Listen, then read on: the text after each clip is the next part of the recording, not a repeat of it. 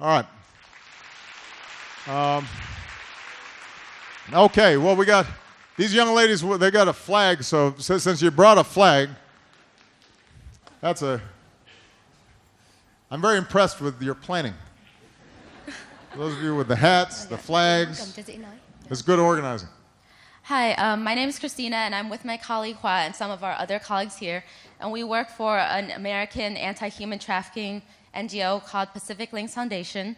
So we fight against human trafficking here in Vietnam. With Vietnam emerging as an important player in the TPP, many companies will start to shift their production and factories to Vietnam, which will create a new mobile workforce. With that comes the unfortunate opportunity for human traffickers and labor brokers to take advantage of these workers, such as creating false promises or tricking them or even coercing them into moving across borders and therefore forcing them into a situation of being trafficked. What is the United States federal government doing to prevent human trafficking in the global supply chain? Well, first of all, this is... Before you answer, can I give a question? Yeah. I'm sorry, I didn't know. Yeah, because we had the same...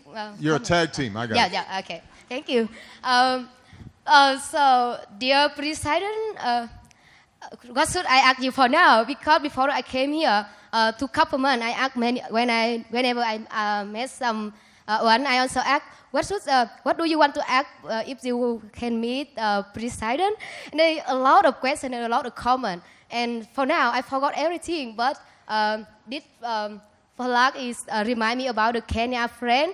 She is lawyer and very smart. And she said that she gave me this because she said that I said she should become the Kenya president. And she said that I do. If you can ask Obama join the human trafficking prevention strategy. Thank you. Yep. All right. Well, let me see. You lost my train of thought. No.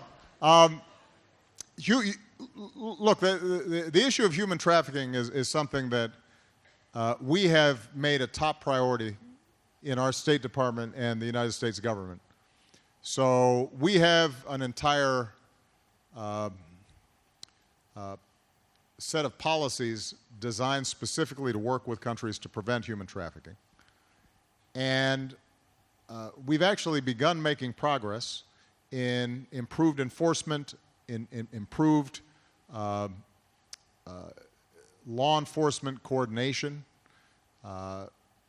NGOs have been very helpful as partners with us in identifying what are some of the paths where people are being exploited.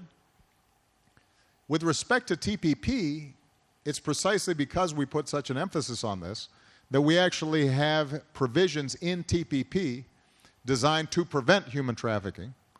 And it's actually given us leverage to work with some countries to say, if you want to be part of TPP, you have to have a better system in place to prevent human trafficking, including some of these cross-border migrant worker situations. So when I was in Malaysia, for example,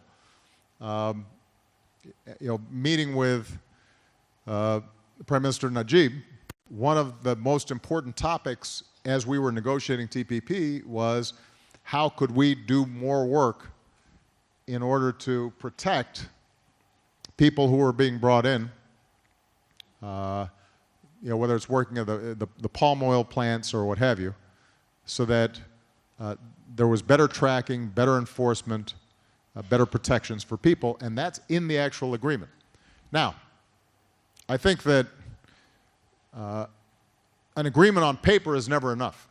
So there have to be systems in place to monitor what's taking place. And these human traffickers are very clever. They're like drug traffickers. If you cut off one path, then they try to take another path. And they're always looking to exploit people who are desperate. So this is why this can't just be a government initiative or a law enforcement initiative. It has to be something where we're partnering with NGOs, human rights organizations. We have to be very nimble in how we adapt to changing circumstances so that we're constantly shutting down some of these pathways.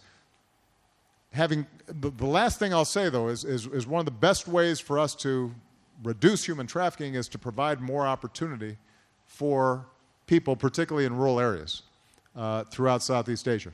And if we can give young people in villages a chance to make a living and get an education, and if we particularly focus on women and girls, because a lot of human trafficking results from the fact that girls are not given the same educational opportunities as boys, and as a consequence, they find themselves in very desperate situations. The more we can change those dynamics, that will also reduce the ability of people to exploit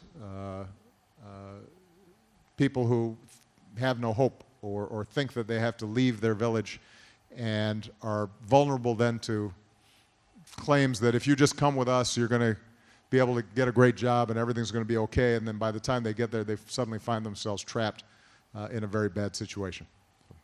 Congratulations on the good work you're doing. Very proud of you. Thank you.